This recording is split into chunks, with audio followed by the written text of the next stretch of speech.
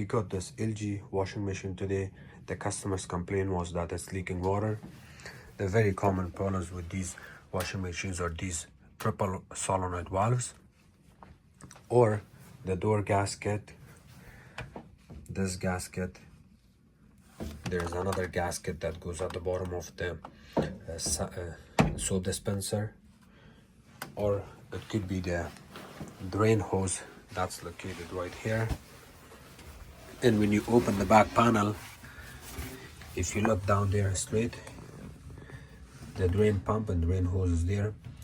Once in a while you get a scratch marks where the drain hose is going on the side, and that also leaks water. But today we had a very strange service call. You see this water leakage here?